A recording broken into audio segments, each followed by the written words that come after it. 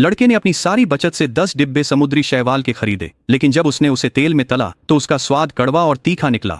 वह समुद्री शैवाल बेचकर खूब पैसा कमाने की उम्मीद कर रहा था, लेकिन अब वह अपनी मनचाही स्वाद नहीं बना पा रहा था। इसलिए उसने अपना कंप्यूटर बेच दिया और 100 डिब्बे और खरीद ली। गरम तेल ने उसकी बाहों पर निशान छोड़ दिए, लेकिन स्वाद अब भी गलत था। जल्द ही उसके पास फिर से समुद्री शैवाल खत्म हो गया। जैसे वह हार मानकर जाने वाला था, उसने जमीन पर भूला बिसरा समुद्री शैवाल का बैग देखा। उसने आखिरी बार कोशिश करने का फैसला किया।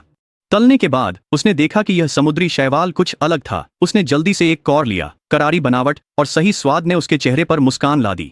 उसी पल उसे समझ में आ गया कि पिछली शाम जब वह बारिश में घर लौट रहा था, तब वह बैग क्यों गिर गया था। वह रात भर भीगा रहा था, जिससे उसकी नमकीनता चली गई और वह नरम हो गया।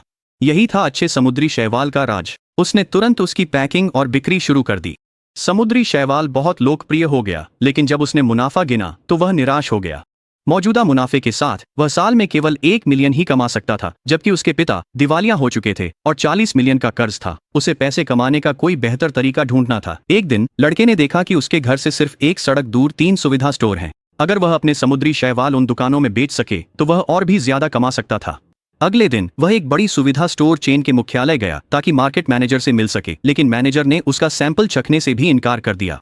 उसने कहा कि पैकेजिंग बहुत बड़ी है और कीमत बहुत ज्यादा, इसलिए यह स्टोर के मानकों पर खरा नहीं उतरता। लड़के ने कुछ नहीं कहा और वहां से चला गया। उसने एक डिजाइन कंपनी को पैकेजिंग को फिर से डिजाइन करने के लिए रखा। फिर वह नए संस्करण के साथ मुख्यालय लौटा, लेकिन रिसेप्शनिस्ट ने कहा कि मैनेजर मीटिंग में है। लड़का पूरे दिन इंतजार करता रहा, लेकिन आखिर में उसे एहसास हुआ कि मैनेजर उससे बच रहे हैं। निराश होकर वह चला गया और जाते जाते समुद्री शैवाल लिफ्ट ऑपरेटर को दे दिया। एक खरीदार लिफ्ट में चढ़ा और उसने नया पैकेज देखा। उसने जिज्ञासा से कुछ पैक उठा लिए।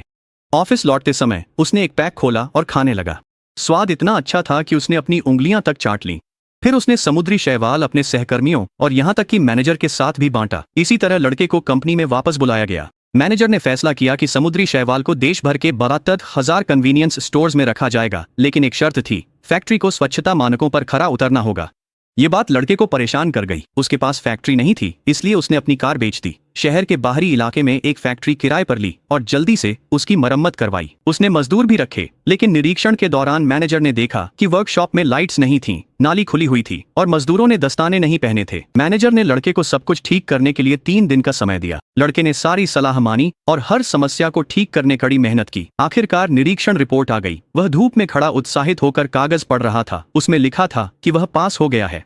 2 हफ्ते बाद उसने स्नैक कंपनी से समझौता किया। 2 साल बाद उसने पिता का सारा कर्ज चुका दिया। कई साल बाद उसके सीवीड व्यवसाय की बिक्री 15 अरब तक पहुंच गई। उसके पास खुद का एक सीवीड फार्म भी था।